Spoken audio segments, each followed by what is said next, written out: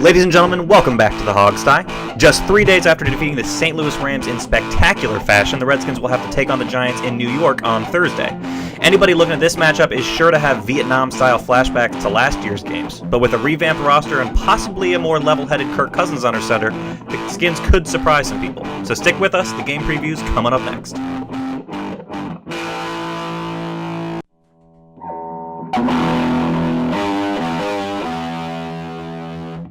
It's the Hogsty.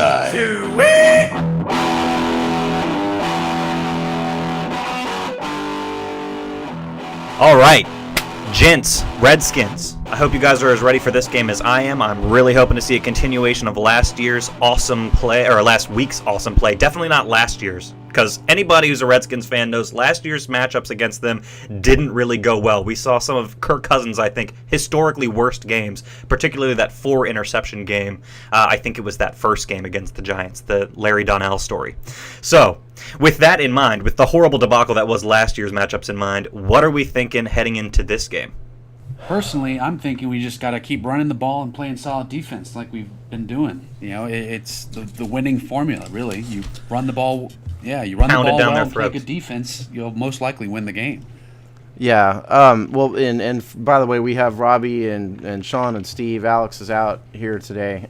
From my perspective, I think actually I disagree a little bit.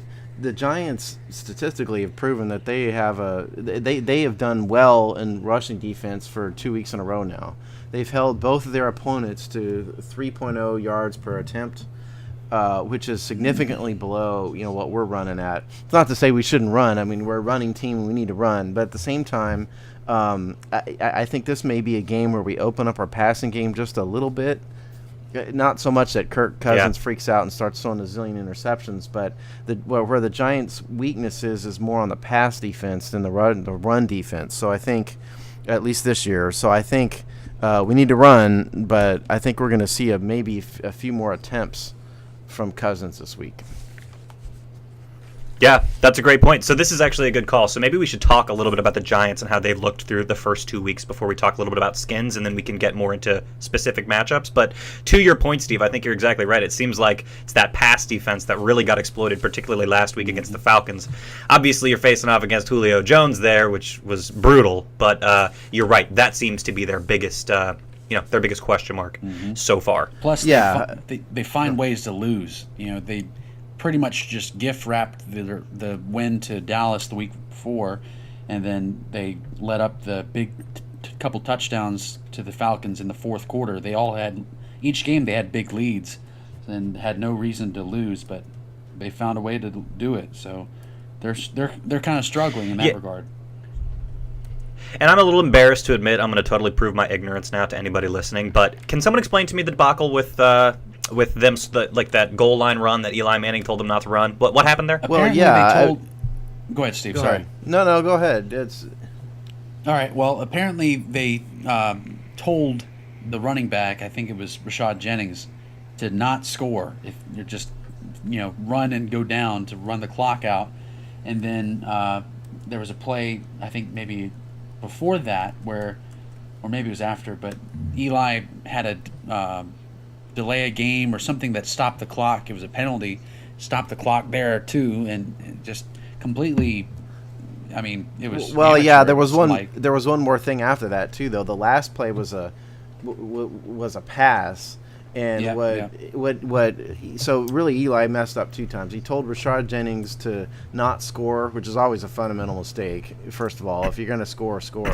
But the second thing Eli did was he threw the ball away incomplete instead of taking a sack or just going down. If he had gone down, it would have run the clock down to almost nothing. But by throwing the ball away, the clock stopped, and he gave Dallas another 30 seconds, which proved to be fatal. So it was a combo of screw-ups, I think both of which Eli owned.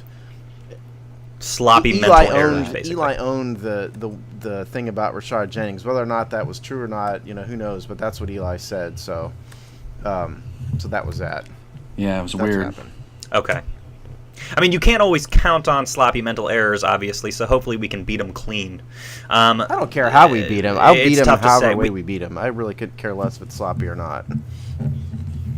Yeah, no, I hear you. It would just be nice to see us actually, put something together, rather than capitalizing on someone else's mistakes. But we have the potential. We have the potential to do that. I think. Little disconcerting that Djax obviously still isn't back, because with a suspect pass defense, you'd really like to see your number one receiver in the game. That said, we could still see a big game from guys like Pierre, I would assume, and Jordan Reed. Jordan Reed's been getting a ton of catches each game so far, and I don't see any reason for that to stop. Jordan Reed's our leading, our leading receiver. I'm not sure how I feel about a tight end being our leading receiver necessarily, because I think it shows that our passing game has been a little limited. Exactly. It speaks to the fact that you don't have any downfield shots. Really, everything's so short. That's the problem. But listen, I mean, the Giants have. Can anybody care to? You guys might have seen this already, but can anybody care to guess what the rank of the Giants' pass defense is in the NFL after Week 2? And I'll just, for the audience, this is going to be listed in our written game preview, which will be published probably tomorrow. Don't miss it. Yeah, don't miss it. But can you guys take a guess? I'm going to go with 32. Bingo, 32. They're last. Really? I didn't even let me guess, but I'm glad I didn't guess, because mine was going to be a lot more generous than that. Wow, that's terrible. Yardage. So they've given up more passing yards than any other team in the NFL. Not only that, they have given up 72.5% completion percentage for 7.9 yards per attempt. Wow. So they have given up a ton of passing yardage, understanding, of course, that it was Matt Ryan and Tony Romo. Yep, Not to mention that they have a rookie free safety / strong safety that his biggest liability coming into the draft was pass coverage in Landon Collins. So, I mean, it makes complete sense to me, really. Yeah, I mean, all the more reason why I was saying, about the running game, as much as we've run, and we are the number one rushing team in football by gross yardage. We're more like fourth or fifth in terms of yards per attempt. So we're not first in that stat, but nonetheless, we've run over two stout defenses. But I think the Giants have proven this year to be another level of stout than the teams we faced. So I hate to say this, but I think everybody listening probably knows our history on Thursday night games, and probably knows our history, particularly against NFC East opponents in primetime games. It's not good. So this is a gut check game to me. Are we going to erase the past or are we not? And this is a very good time to start it. It's a huge game. I mean, it's still early, but I mean, this is one of those games where you can really figure out what kind of team you actually have. If you can turn around, have this solid win against the Rams, turn around and have a good win against the Giants in a short week, you get that 2-1 record, and then you have like a miniature bye week. If they can do that, it says a lot about what this team has the potential of being. Yeah, I mean, because are we going to keep being doormats, or have we truly turned a corner here and putting a whooping on the Giants and then turning around and doing it to the Eagles? Is an outstanding way to start it. So I just think that the offense is going to have to open up a little bit more in order to do it. Well, yeah, I mean, no doubt. And again, not to harp on the past, but again, you're looking at two really bad performances, it seemed like, against the Giants last year, particularly for Kirk Cousins in that first game with the 4 interceptions. He took a couple bad sacks. It didn't look good. So talk about erasing the past. He's really going to have a short memory to go up against the Giants. And I think he's going to be kind of geared to, make amends for that game, to kind of, prove to himself that game was a fluke in a way, revenge game. I wanted to mention exactly, and I wanted to mention about the game too. If you go back and look at those highlights again, that first game, the Larry Donnell story, he had 3 touchdowns, I believe, on the day. It was brutal. 4 touchdowns on the day. We could not cover that dude, and it seemed like he was getting free passes through the defensive line. It seems like that was happening, especially on that red zone touchdown. He walked basically untouched into the end zone. Manning put it up, and he was able to just go up over Perry Riley, who's just not a huge compliment, and pull it down. So that's what's going to jam the tight ends on the line and prevent what we saw last year. That's what I'm going to say. What I'm going to be watching a lot of to see how we actually decide to cover and handle tight ends, especially Donnell, as big as he is. He's a huge target. I'm going to take what Doc Walker told us about Kirk Cousins to heart. You know, he told us on our airwaves here that Kirk Cousins was mentally tough. You know, that he was, more tough than the other quarterbacks. And this is step one in proving it, is erasing what happened to him last year against the Giants. You know, you need to come out and he's going to have to do something this week, and it's going to have to be better than last week. Yep. Yeah, I mean, it's great to have a great running game, but you can't put the game on the running backs every single week, and that's like, that's my biggest concern is when you have to rely on Kirk more, is he going to be able to pull that off? $1 million question. So with that in mind, I mean, let's talk some more Redskins stuff. I guess this will be the first week of the season where we're going to have our complete cornerback core playing together. So I guess you're looking at Breland. Culliver is going to be back. Has me really excited. So, yeah, me too. That is something to look forward to. Again, we haven't had all three of those guys playing in the same game yet, so hopefully of course, David Emerson is expected to play a big role in the game, of course, right? No, because David Emerson got cut. He got cut. Waived, I think, actually, and he is with the Raiders, better known as Football careers hell. Go to die. Yeah. Yep. Sorry, Roy. Good old Roy Halou. He got the short end of the stick. Did he even make the team there, by the way? He did make the team? Yeah, he made the team. I think we've had a lot of Redskins go. The Rock Cartwright was there. Jason Campbell was there. Yeah. God, that's right. I forgot he ended up. He finished his career in Chicago, but he was with the Raiders for a couple of years. Right? Campbell. He went to the Bengals. Yeah, or Cleveland. Wasn't it in Cleveland? Yeah. Oh, that sounds one of the Ohio teams. But anyway, I totally lost my train of thought now. Where are we, Sean? Campbell actually was contacted by the Cowboys after Romo got hurt. I don't know if you guys heard that, but that's called desperation. They were kicking the tires with Jason Campbell. Well, they traded for Matt Castle today, though. Did you see that? Yeah, they did. They did. No. Matt Castle is the new backup. Oh, my gosh. Yeah, I know. I'm scared. Frightened. Well, I mean, if you're a Cowboys fan, you're not going to be excited about Whedon leading the team. I mean, that dude's just got nothing left in the tank. Well, anyways, okay, so let's talk a little bit more skin stuff. So it's great to see the corners back. We might see a couple more. This is a team that likes to pass. We might see a little bit more safety testing going on. So the onus is going to be on Iannaco's replacement there.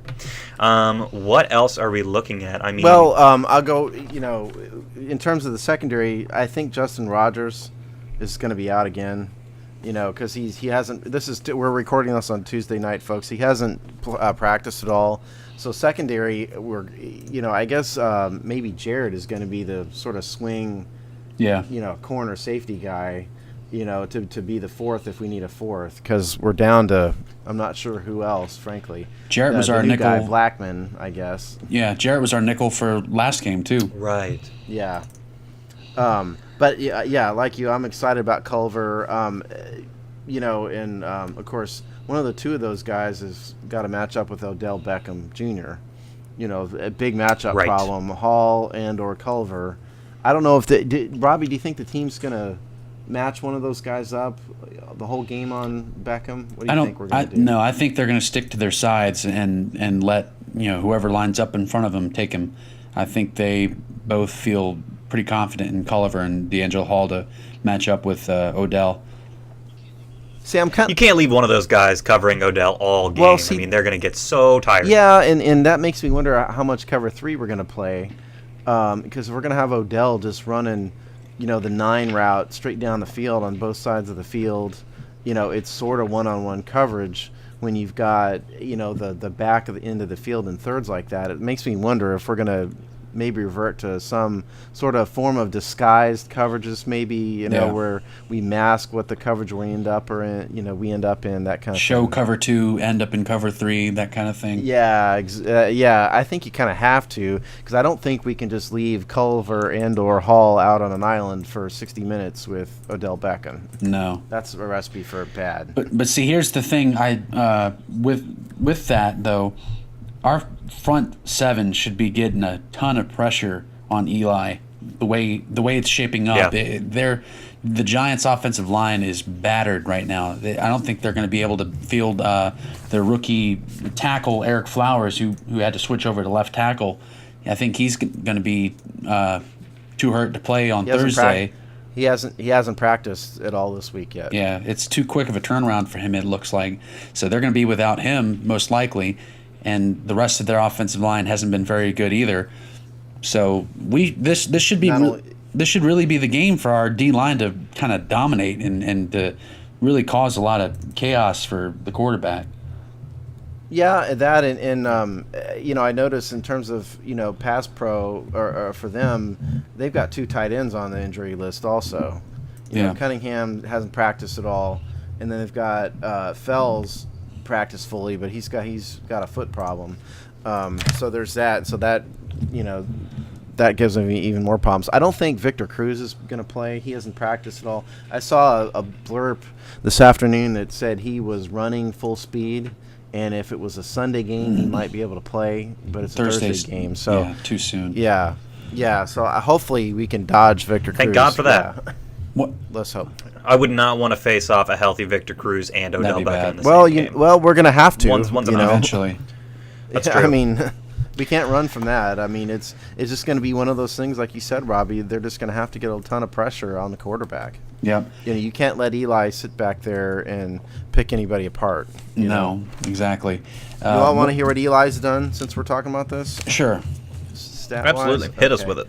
I feel like it hasn't been good. That's the word around town. You know what? I closed the window. Well, rookie mistake. Keep talking, and I'll pull it back. Suffice to Well, I was gonna say one thing that we should note on our defense is we probably won't have Perry Riley this Thursday either. He got hurt at the end of the game, and Will Compton replaced him. And then I don't think Perry Riley didn't practice today either. So it's probably going to be without Perry Riley, just because it's such a quick turnaround. Not only that, but Martrell Spade is now on IR permanently. Yeah, that's true. Long-term IR, so that's even more of a bad. Well, I can't say I'm excited for Compton, but I do have to say, in terms of Perry Riley, it seemed like he was one of the guys that was really letting stuff up last year against the Giants. He's been okay this year. What do you think about the job Riley's done this year, Robbie? Though I haven't really noticed him doing anything bad. Yeah, I was about to say he's really doing pretty well this year so far. I even tweeted out earlier today there was a highlight play of his that I really liked where he filled his gap. And the lead blocker, who happened to be the tight end, lined up as a fullback, Jared Cook tried to block Perry Riley, and Perry Riley just blew him up into the running back. I think it was Trey Mason. Trey Mason couldn't go that way. He had to reverse and try to run the other way, and the entire defense swarmed and tackled him. It was a really great play. I think we all have known that Perry Riley's been pretty stout against the run as a linebacker, but. Right. That's always been his strong suit. So far, these past 2 games, I don't think he's really been tested in coverage yet. It's been a lot of the cover 3. They play far back, and then once the ball's dumped off to the check down or the short route, everybody swarms to it and gets to him from there. So that's the question, really. With him not playing, how much really is that going to affect anything? Because he hasn't really been tested in coverage yet either. So no, I'm a big fan of Will Compton, though. I think he does well when he gets his shot. Well, he might get it this week. I have Manning's stats now, by the way. Manning has gone 47 of 76 for a 61.8% completion percentage, 481 yards, it's pretty close to touchdowns, Kirk. 1 interception. Well, no, it's not actually. Not in terms of yardage, but in terms of completion Kirk percentage, is it's a lot almost higher, the same. Actually, Kirk is at No, he's like No, 60%. Kirk is at 75%, son. Actually, yeah. Kirk, Oh, really? All right, Kirk, yeah, my bad, man. Kirk is I'm not about trying to hate on fourth you, in Kirk. the I'm NFL in completion percentage right now, believe it or not. And now Wow. Kirk has only had 58 attempts, in his yard for 379 yards. His yard's only like 400. Less than that. Yeah, so, yeah. Eli's kind of being Eli. I think the Giants know they can rely on him to run the full complement of plays, and I'm not sure the Redskins are really there yet with Cousins. Yeah. Yeah. I mean, Eli has always needed a good supporting cast, I think, to really play well. And with them being so battered, I hope that's changed a little bit. I hope to see some more, dumb-looking Eli faces on Thursday. Yeah, he is the most gifable quarterback in the NFL, I think. I hope to see a lot of, well, you'll see it regardless of what's going on in the field, but Tom Coughlin, anytime they give a shot to him on the sideline, they could have just scored a touchdown. Tom Coughlin looks like he's thinking about where he left his car keys. Yeah. I wish the listeners could watch what the face Robbie's making right now. It's exactly what he's doing. He's got his hands on his hips, and he's... He's squinting like he's staring directly into the sun. Well, between those foot faces and Eli's, lost puppy look, that he does, the two of them make a good pairing. Slight side note here: is Eli Manning's helmet the largest in the NFL? Like Honestly, he looks like a bobblehead out there. I want to measure his helmet and Sam Bradford's helmet and find out which one of them is more Sam ridiculous Bradford looking. looks like a 10-year-old playing football. He looks ridiculous. I'm so glad you said that. He looks ridiculous. There's two more out things there. iconically that Eli does. If you notice, when he's frustrated or having a hard time in a game, he does this little neck bob. And then he does this little shoulder twitch. Have you ever noticed that? He does this little... I can picture it in my head. Watch it on Thursday. He's going to be doing it. He'll do this little shoulder shrug or twitch thing, and then his neck will be bobbing. It's the funniest thing. He's trying to hold up all that extra weight, man. That's what it is.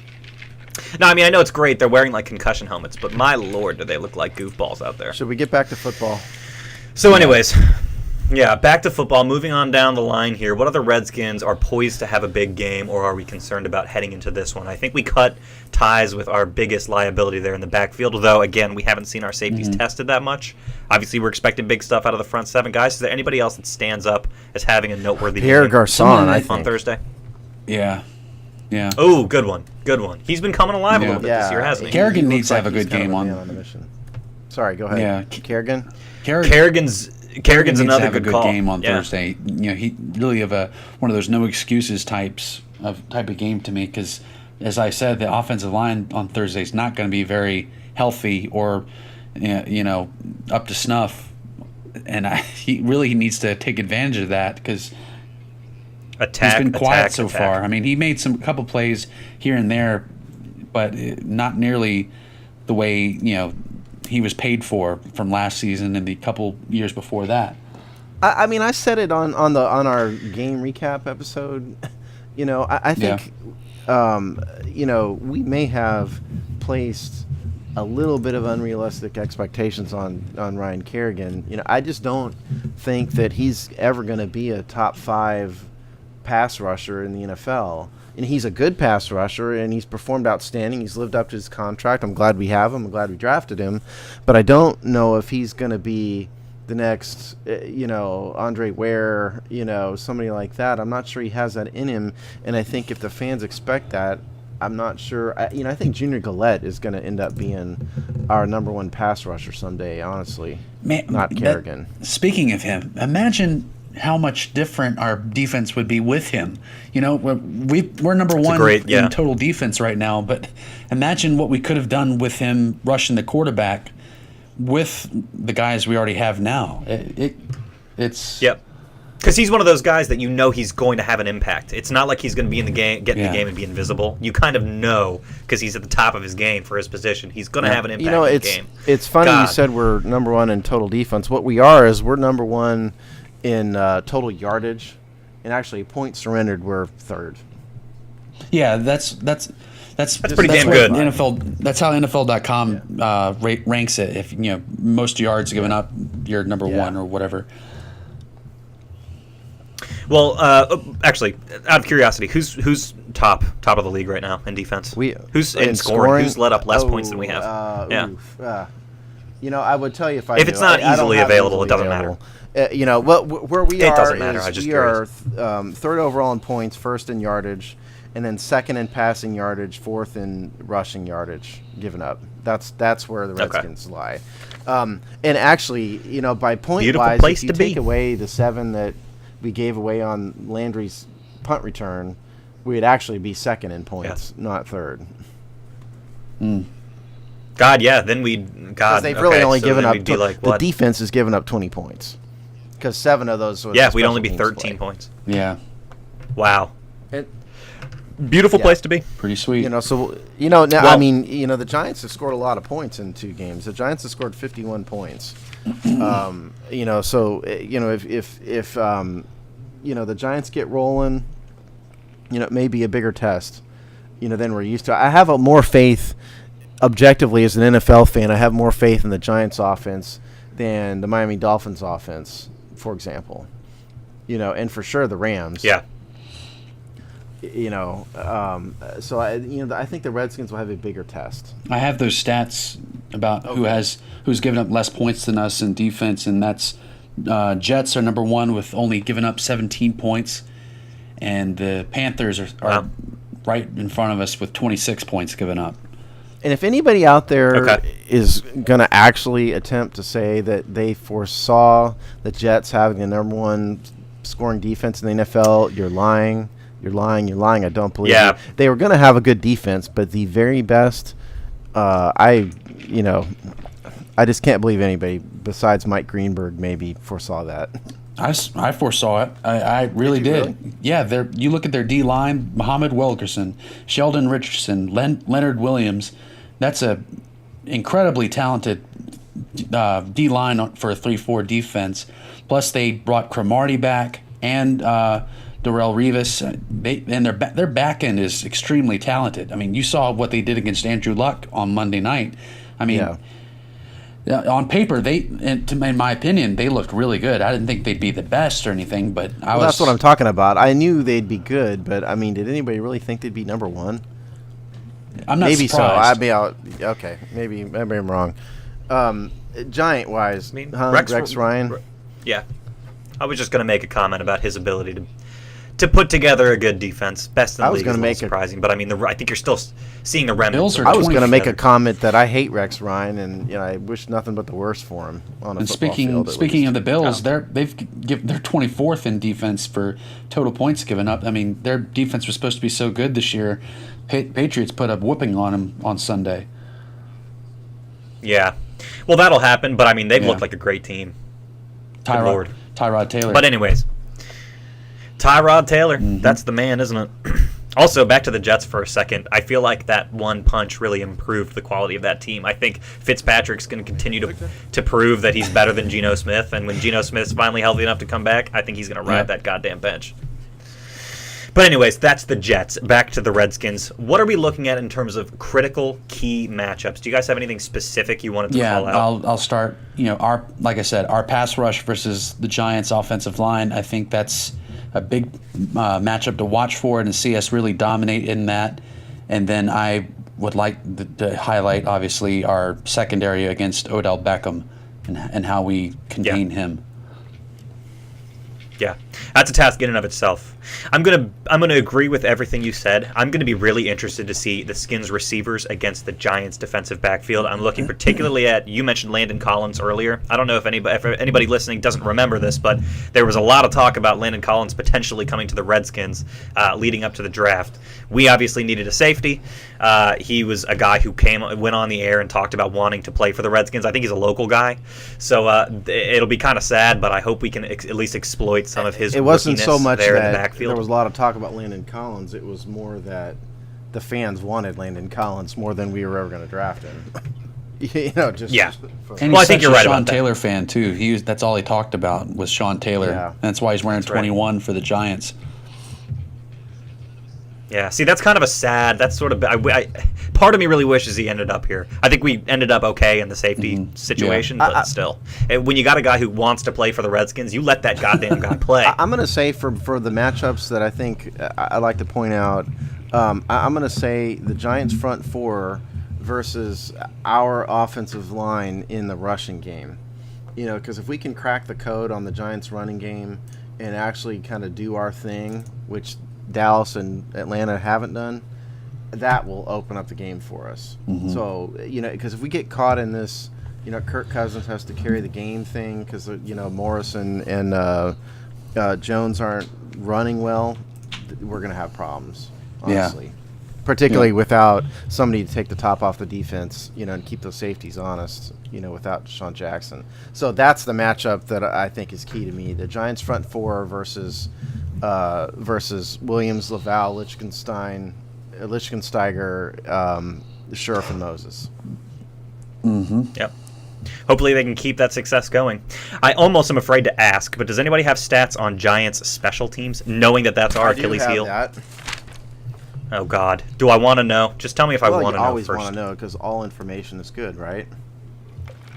The more you know. The more you know. Okay, they only have a mere kick returns.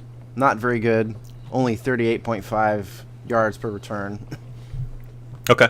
Think about that. Yeah. Great. Of course, to be fair, I think they've only had a couple of returns, you know. And on punt returns, they are 11.5 yards per return. Which is pretty good, and that compares to us, just for comparison's sake. We have a 5-yard per return punt and 29.5 yards per return on kicks. So they are significantly better than us on kicking and punt returns both. Ouch. What are the implications, do you think, if this turns into another special teams absolute nightmare? Well, implications are we're going to lose. Yeah, I mean, granted. If we give up touchdowns to Odell Beckham or whoever the heck they have back there returning punts, who do they have to return punts, Robbie? You know off the top of your head? Odell does some, but I haven't really checked to see who that is. Okay. If whoever it is, and I'll tell you here in a minute, runs wild, it's ball game, okay? We just can't do that. Dwayne Harris. All right, Hopkins, you got the work cut out for you, dude. Boot that shit out the back of the end zone. Yeah, but it's also a trust-way thing, too. We've given up our share of punt returns for touchdowns, too. You're right. The knock on him, people are saying he can't directionally kick. Robbie, is that what you're seeing from him? I mean, it's not been that bad. He kind of struggled with aiming it where he wanted it to, but I think that was just a bad game, really, in regards to that. I'd like to see him. I think he was kind of freaked out over trying to directionally punt, and I think it took him out of his game. He didn't want to pull a Giants game against Deshaun Jackson, where end of the game they told the punter to punt it away from Deshaun, but they punted it right to him, and he had that walk-off punt return for the touchdown to win the game. Remember that one? Vaguely, yeah. They all kind of blur together at a point, Robbie. We've had a lot of losses like that. That sounds that was like the Giants game. It wasn't our game. You're talking about the Giants-Eagles game 2 years ago, right? Yeah. That punter got fired after that game. He Billy Cundiff. I do wonder if Tress is better at just flat out booming the ball like Ray Guy style than he is to actually punting. He's clearly got the power. I mean, that's not a question. He did really angle it put very that thing well, up there. Particularly last week. I mean, he shanked the one, against the Rams. I mean, you got to keep in mind, though, not to cut you out, but in his defense, the protection on punts last week was absolutely deplorable. Matt Jones two of them whiffed on one. Yeah, I mean, I can't put too much of Tressway's struggles on him last week just because it was so poor. I mean, they were in his face on both those punts. But anyways, so yeah, I mean, if we can pull off a win this week, Thursday against Giants, you're right, we have a nice long break before we have to take on Philly on the 4th. And then we've got Matt Ryan and the Falcons after that. So this is kind of a tough stretch for us. I mean, hopefully the turnaround time, we get a little bit more rest and we can pull this out. But, I mean, what do you think? Well, what are the chances? Do we want to venture score predictions, or do we not even want to put us? Okay, let's save let's save Robbie. He's the expert opinion. Let's save him for last because Sean, our opinions are nonsense. Our opinions are nonsense, and Robbie actually has some expertise to this. So, but my formula, Steve, on these things is to take whatever Robbie says. And I'm going to make you think. No. Sean, you go first. You tell us your prediction first. How about that? All right. Okay. All right. I'm up for the challenge. I'm going to go with, and I don't want to be too much of a Debbie Down here, but I'm going to go with 24. I'm going to go with 24-10 Giants. And I know that's brutal, but here's my rationale. I'm going to go with the Giants find a way to impede the running game. They put more pressure on Kirk to make throws. He collapses a little bit under the pressure. He throws a pick or two. I'm not going to say it's as bad as last year, but I think he's going to have some turnovers, and we're not going to be able to overcome that. So that's my guess, 24-10. Okay, I have drank the Kool-Aid, folks, and I am usually the one who's negative about these games, but I'm going to predict that we have truly turned a corner here. And I'm going to say that we're going to have a hard-fought 2017 victory. Awesome.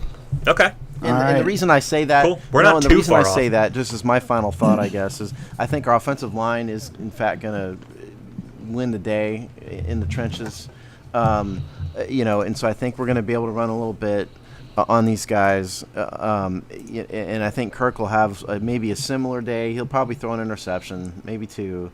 But he's going to generally be okay. I think Pierre Garçon's going to ball out.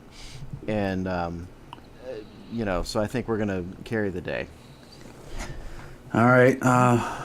Words of wisdom from Steve. Let's hope you're right, man. I wrongly predicted last week that the Rams would blow us out. I had a scary feeling about that game that we were just going to lay a goose egg and play terribly, and I'm glad I was wrong.